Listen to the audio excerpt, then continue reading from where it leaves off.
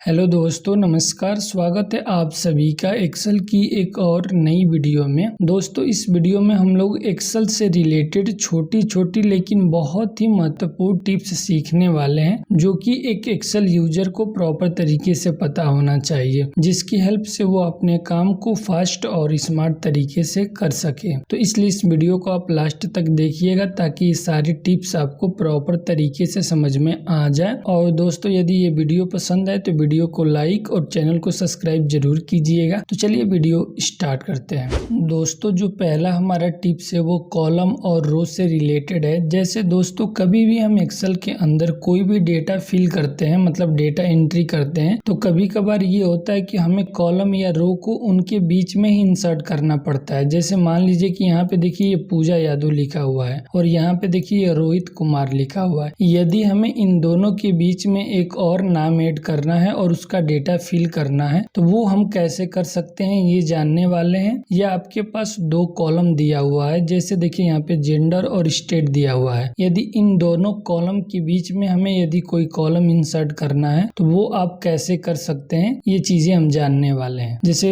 रोहित और पूजा के बीच में रो इंसर्ट करना है, तो सबसे पहले हम जो नीचे वाला ये रो दिया हुआ है, जैसे ये जो पूजा लिखा हुआ है, इसको हम पूरा ऐसे सेलेक्ट कर लेते हैं। सेलेक्ट करने के बाद यदि हम कंट्रोल के साथ हमारे जो न्यूमेरिक की होती है उसमें एक प्लस का बटन दिया हुआ था, उसको यदि हम प्रेस करेंगे तो आप देख सकते हैं रोहित और पूजा के बीच में यहाँ पे एक रो इंसर्ट हो चुका है। यहाँ पे आप जो भी चाहे वो डेटा नॉर्मली ऐसे क्लिक करके फिल कर सकते हैं, यह आपके ऊपर डिपेंड कर रहा है। यदि आपको किसी रो को डिलीट करना है, जैसे मान लीजिए कि हमें इसी रो को डिलीट करना है, तो नॉर्मली हम ऐसे इस रो को सेलेक्ट कर लेंगे और सेलेक्ट करने के बाद कंट्रोल बटन के साथ यदि हम माइनस बटन प्रेस करेंगे तो आप देख सकते हैं यहाँ पे जो डेटा हमने फिल किया था जो रो के अंदर, वो यहाँ से डिलीट हो चुका है। तो दोस्तों, इस तरह से आप बहुत ही आसान तरीके से किसी भी रो को आप डिलीट और इंसर्ट कर सकते हैं शॉर्टकट की मदद से। जैसे दोस्तों, यदि हमें दो कॉलम के बीच में एक और कॉलम इंसर्ट करना है, तो जो राइट वाला ये कॉलम दिखाई दे रहा है, उस कॉलम को हम सबसे पहले पूरा सेलेक्ट कर लेंगे। पूरा कॉलम को सेलेक्ट करने के लिए ऊपर आएंगे, जैसे ए बी सी और डी लिखा हुआ है, तो जिस भी कॉलम को सेलेक्ट करना है डायरेक्ट आप उस पे क्लिक करेंगे। जैसे मान लीजिए कि हमें डी कॉलम को पूरा सेलेक्ट करना है, तो डी पे क्लिक करेंगे तो देखिए ये पूरा हमारा कॉलम सेलेक्ट हो चुका है। और इस कॉलम के लेफ्ट साइड में हमें कॉलम इंसर्ट करना है, तो कंट्रोल के साथ प्लस बटन प्रेस करेंगे तो आप देख सकते हैं जो स्टेट वाला कॉलम दिया हुआ था, इसके लेफ्ट साइड में यहाँ पे कॉलम इंसर्ट हो चुका है। यदि आप किसी भी कॉलम को डिलीट करना चाहते हैं तो वो भी आप बहुत ही आसान तरीके से कर सकते हैं। किसी भी कॉलम को डिलीट करने के लिए सबसे पहले हम उस कॉलम को सेलेक्ट करते हैं। जैसे हम डी कॉलम को डिलीट करना है तो नॉर्मली ऐसे हम सेलेक्ट कर लेंगे और सेलेक्ट करने के बाद कंट्रोल के साथ यदि आप माइनस बटन प्रेस करेंगे तो देखिए यहाँ से वो कॉलम डिलीट हो चुका है। लेकिन ये सारी चीजें आप मैनुअली करना चाहते हैं, शॉर्टकट की के थ्रू नहीं करना चाहते हैं, तो वो भी आप बहुत ही आसान तरीके से कर सकते हैं। जैसे हमें मान लीजिए कि कॉलम इंसर्ट करना है, तो डी वाले कॉलम को सेलेक्ट करेंगे, उसके बाद होम टैब के अंदर आएंगे तो देखिए यहाँ पे सेल का ऑप्शन दिया हुआ है। सेल पे देखिए यहाँ पे एक इंसर्ट का ऑप्शन दिखाई दे रहा है। इस एरो पे क्लिक करके यहाँ से आप चाहो तो कॉलम इंसर्ट कर सकते हैं। जैसे कॉलम इंसर्ट करने के लिए यहाँ पे देखिए एक ऑप्शन दिखाई दे रहा है इंसर्ट शीट कॉलम, इस पे यदि हम क्लिक करेंगे तो देखिए यहाँ पे ये कॉलम इंसर्ट हो चुका है। तो इस तरह से आप मैनुअली कॉलम को भी इंसर्ट कर सकते हैं, रो को भी इंसर्ट कर सकते हैं। रो को इंसर्ट करने के लिए सबसे पहले जिस भी रो के नीचे आपको रो इंसर्ट करना है उस रो को ऐसे सेलेक्ट करेंगे और सेलेक्ट करने के बाद सेल वाले ग्रुप के अंदर जाएंगे और यहाँ पे देखिए इंसर्ट का ऑप्शन दिखाई दे रहा है। इस एरो पे क्लिक करके यहाँ पे देखिए इंसर्ट शीट रो का ऑप्शन दिखाई दे रहा है, इस पे क्लिक कर देंगे तो देखिए यहाँ पे एक हमारा रो इंसर्ट हो चुका है। तो दोस्तों, इस तरह से आप मैनुअली कॉलम और रो को इंसर्ट कर सकते हैं शीट के अंदर। अगला जो हमारा टिप्स है, डेटा से टेक्स्ट और नंबर को अलग करना। जैसे दोस्तों, यहाँ पे आप देख सकते हैं कुछ डेटा दिया हुआ है। इस डेटा के अंदर आप देख सकते हैं टेक्स्ट भी लिखा हुआ है, नंबर भी लिखा हुआ है। यदि दोस्तों इस तरह का डेटा आपके पास बहुत सारा दिया हुआ है और दोस्तों आपसे ये बोल दिया जाए कि टेक्स्ट को आप अलग करो और नंबर को भी आप अलग करो, तो यदि आप मैनुअली एक एक करके टाइप करेंगे तो काफी टाइम लग जाएगा। लेकिन यदि आप फास्ट तरीके से करना चाहते हैं तो इस वीडियो को ध्यान से देखिए। तो दोस्तों, सबसे पहले हमें इस डेटा में से टेक्स्ट को यदि बाहर करना है, मतलब यहाँ फिल करना है, तो सबसे पहले ऊपर वाले डेटा को सिलेक्ट करेंगे। ऊपर वाले का मतलब कि फर्स्ट सेल को सिलेक्ट करेंगे और सिलेक्ट करने करने के बाद कंट्रोल शिफ्ट बटन प्रेस करके डाउन एरो की प्रेस कर देंगे तो हमारा जितना भी ये डेटा दिया हुआ पूरा डेटा सिलेक्ट हो जाएगा। पूरा डेटा सिलेक्ट होने के बाद कंट्रोल के साथ हम जी बटन प्रेस करेंगे तो आप देख सकते हैं यहाँ पे गो टू का एक पेज ओपन हो चुका है। उसके बाद यहाँ पे देखिए एक ऑप्शन दिखाई दे रहा है स्पेशल का, इस पे हम क्लिक करेंगे और इस पे क्लिक करने के बाद आप देख सकते हैं गो टू स्पेशल से रिलेटेड जितने भी ऑप्शन है वो सारे ऑप्शन यहाँ पे शो कर रहा है। दोस्तों यहाँ पे आप देख सकते हैं सेकेंड ऑप्शन पे कांस्टेंट का ऑप्शन दिया हुआ है, इस पे हम क्लिक करेंगे तो नीचे देखिए यहाँ पे इतने सारे ऑप्शन हाईलाइट हो चुके हैं। इन सारे बॉक्स को हम पहले अनचेक कर देंगे और उसके बाद यदि हमें टेक्स्ट को बाहर करना है तो टेक्स्ट को इस पे हम चेक कर देंगे, मतलब क्लिक कर देंगे और उसके बाद हम ओके पे क्लिक कर देंगे तो हमारे डेटा के अंदर जितना भी टेक्स्ट लिखा हुआ है सारा टेक्स्ट यहाँ पे सिलेक्ट हो जाएगा। उसके बाद कंट्रोल सी बटन प्रेस करके पूरे डेटा को हम कॉपी कर लेंगे और उसके बाद जहां भी हमें पेस्ट करना है उस पे क्लिक करके कंट्रोल के साथ भी बटन प्रेस करेंगे तो आप देख सकते हैं यहाँ पे सारा टेक्स्ट कॉपी होके आ चुका है। उसी तरह दोस्तों यदि हमें इस डेटा में से नंबर को बाहर करना है, मतलब अलग करना है, तो सबसे पहले इस डेटा को हम सेलेक्ट करेंगे। सेलेक्ट करने के लिए फर्स्ट वाले सेल पे क्लिक करेंगे और क्लिक करने के बाद कंट्रोल शिफ्ट के साथ डाउन एरो की प्रेस करेंगे तो पूरा डेटा सेलेक्ट हो जाएगा। पूरा डेटा सेलेक्ट होने के बाद कंट्रोल के साथ जी बटन प्रेस करेंगे तो गो टू का पेज ओपन हो जाएगा। फिर से हम स्पेशल पे क्लिक करेंगे और उसके बाद कांस्टेंट पे क्लिक कर देंगे। उसके बाद ये जितने भी बॉक्स दिखाई दे रहे हैं इसको हम अनचेक कर देंगे और अनचेक करने के बाद अब हमें इसमें से नंबर को कॉपी करना है तो नंबर वाले बॉक्स को चेक कर देंगे। उसके बाद हम ओके पे क्लिक कर देंगे तो इस डेटा के अंदर जितने भी नंबर दिए हुए सारे नंबर सेलेक्ट हो जाएंगे। उसके बाद कंट्रोल सी से इसको हम कॉपी कर लेंगे और जहां भी हमें इस नंबर को पेस्ट करना है वहां पे क्लिक करके कंट्रोल भी बटन प्रेस कर देंगे तो आप देख सकते हैं सारा नंबर यहाँ पे पेस्ट हो चुका है। लेकिन दोस्तों आप देखेंगे कि यहाँ पे नंबर नहीं दिखाई दे रहा है। ये नंबर इसलिए नहीं दिखाई दे रहा है क्योंकि ये जो हमारा कॉलम है इस डेटा के अकॉर्डिंग एडजस्ट नहीं है। इस कॉलम को एडजस्ट करने के लिए माउस पॉइंटर को मुंह पर लाएंगे तो देखिए यहाँ पे प्लस का सिंबल दिखाई दे रहा है, इस पे माउस से डबल क्लिक करेंगे तो ये ऑटोमेटिक इस डेटा के अकॉर्डिंग ये फिल हो जाएगा। तो दोस्तों इस तरह से आप बहुत ही आसान तरीके से टेक्स्ट और नंबर को अलग कर सकते हैं, आपको मैन्युअली करने की जरूरत नहीं है।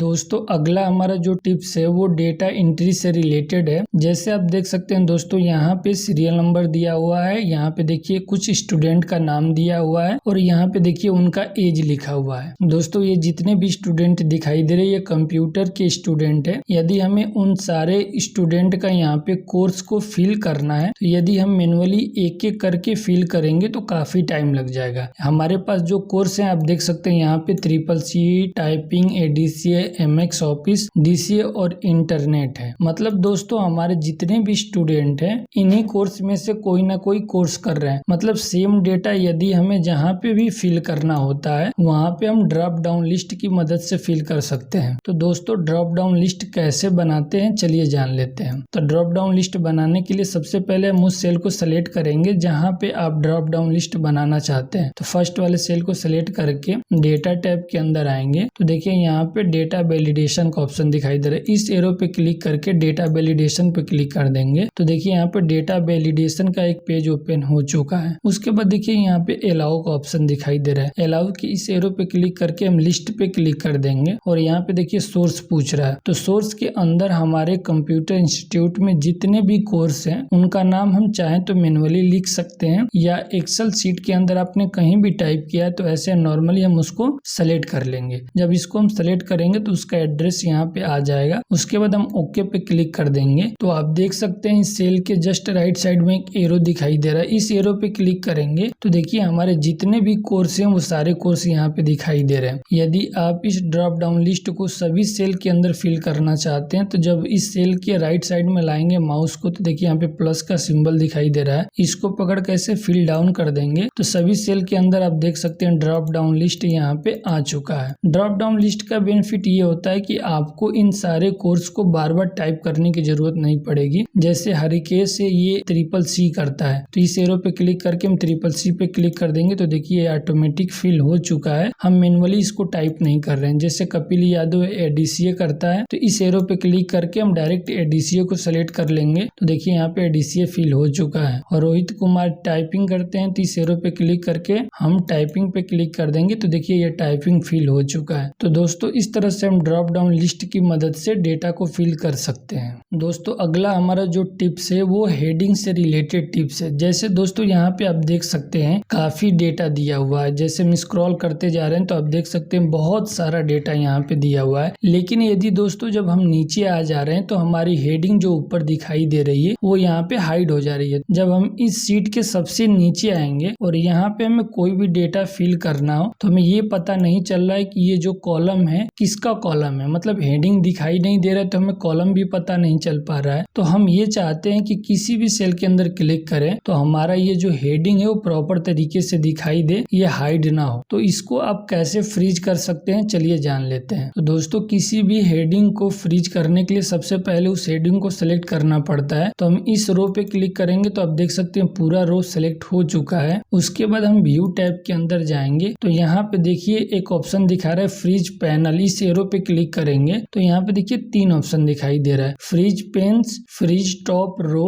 Freeze first column. तो हमें रो को फ्रीज करना है तो फ्रीज रो टॉप पे क्लिक कर देंगे तो हमारा ये जो रो है फ्रीज हो जाएगा। फ्रीज का बेनिफिट ये होता है कि ये जो हेडिंग है ये अब हाइड नहीं होगी कोई भी डेटा फिल करेंगे। तो जैसे आप देख सकते हैं इस डेटा को हम ऊपर की तरफ मूव कर रहे हैं लेकिन हमारी हेडिंग ये हाइड नहीं हो रही है। डेटा के सबसे हम नीचे चले जाते हैं, आप देख सकते हैं यहाँ पे। अब यहाँ पे हम कुछ भी टाइप करेंगे तो हमें पता चल रहा है हेडिंग के अकॉर्डिंग कि यहाँ पे हमें प्रोडक्ट नेम डालना है, यहाँ पे हमें सेल नेम डालना है, रीजन डालना है, ऑर्डर डेट डालना है और डिलीवरी डेट डालना है। लेकिन जब ये हेडिंग दिखाई नहीं दे रहा था तो हमें समझ में नहीं आ रहा था कि हमें कौन सा डेटा यहाँ पे फिल करना है। तो दोस्तों इस तरह से आप हेडिंग को फ्रीज कर सकते हैं। दोस्तों यदि आप कॉलम को फ्रीज करना चाहते हैं, मतलब ये जो फर्स्ट हमारा कॉलम दिखाई दे रहा है इसको यदि फ्रीज करना चाहते हैं तो वो भी आप कर सकते हैं। जैसे अभी आप देख सकते हैं जब हम इस कर्सर को पकड़ के राइट साइड में ले जा रहे हैं तो ये जो हमारा ऑर्डर नंबर दिखाई दे रहा है देखिए यहाँ पे हाइड हो जा रहा है। लेकिन हम चाहते हैं कि जो फर्स्ट ऑर्डर नंबर है ये हाइड ना हो, उसके बाद सारा डेटा हाइड हो जाए। तो वो भी हम बहुत ही आसान तरीके से कर सकते हैं। उसके लिए सबसे पहले इस कॉलम को पूरा सेलेक्ट करेंगे और सेलेक्ट करने के बाद व्यू टैब के अंदर जाएंगे और यहाँ पे देखिए फ्रीज पैनल के इस एरो पे क्लिक करेंगे तो यहाँ पे देखिए फ्रीज फर्स्ट कॉलम का ऑप्शन दिखाई दे रहा है। इस पे यदि हम क्लिक कर देंगे,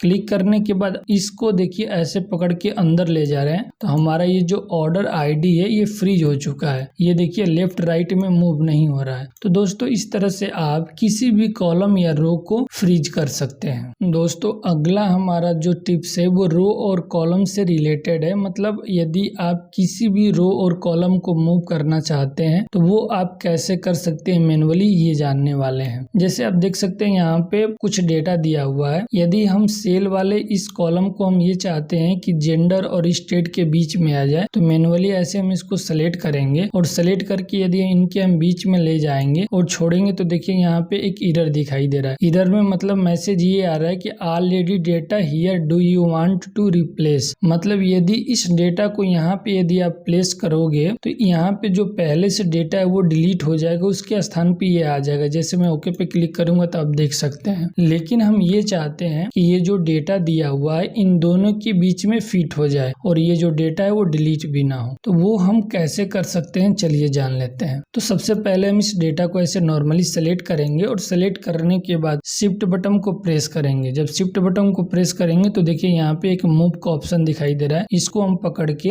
जिस भी 2 कॉलम के अंदर हमें फिल करना है ऐसे उसको पकड़ के ले जाएंगे हम। और ले जाने के बाद जब माउस पॉइंटर को हम छोड़ेंगे तो आप देख सकते हैं जेंडर और स्टेट के बीच में ये फिल हो चुका है और यहाँ पे देखिए जो भी डेटा था वो राइट साइड में शिफ्ट हो चुका है। तो दोस्तों इस तरह से आप किसी भी डेटा को रिप्लेस किए बिना आप इस डेटा को फिल कर सकते हैं, मतलब मूव कर सकते हैं एक स्थान से दूसरे स्थान पे। यदि आप किसी भी डेटा को कॉपी करना चाहते हैं तो नॉर्मली हम क्या करते हैं कि सबसे पहले इस डेटा को सिलेक्ट करते हैं और उसके बाद कंट्रोल C बटन से कॉपी करके और जहां भी हमें पेस्ट करना होता है कंट्रोल V बटन प्रेस करते हैं तो वो डेटा ऐसे पेस्ट हो जाता है। लेकिन यदि आप कंट्रोल C मतलब कॉपी पेस्ट किए बिना उस डेटा को मूव करना चाहते हैं तो नॉर्मली उस डेटा को हम ऐसे सेलेक्ट करेंगे और सेलेक्ट करने के बाद कंट्रोल शिफ्ट बटन प्रेस करके इस डेटा को जहां चाहे वहां मूव कर सकते हैं। जैसे हमें यहाँ मूव करना है तो यहाँ पे लाकर माउस का जो लेफ्ट बटन है इसको छोड़ देंगे तो देखिए ये कॉपी होके यहाँ पे आ चुका है। तो दोस्तों इस तरह से आप किसी भी रो या कॉलम को एक स्थान से दूसरे स्थान पे बहुत ही आसान तरीके से कॉपी कर सकते हैं और मूव कर सकते हैं। दोस्तों आशा करता हूँ कि हमारे द्वारा दी गई जानकारी आपको प्रॉपर तरीके से समझ में आ गई हो, और यदि वीडियो पसंद आए तो वीडियो को लाइक और चैनल को सब्सक्राइब जरूर कीजिएगा। Thank you for watching this video.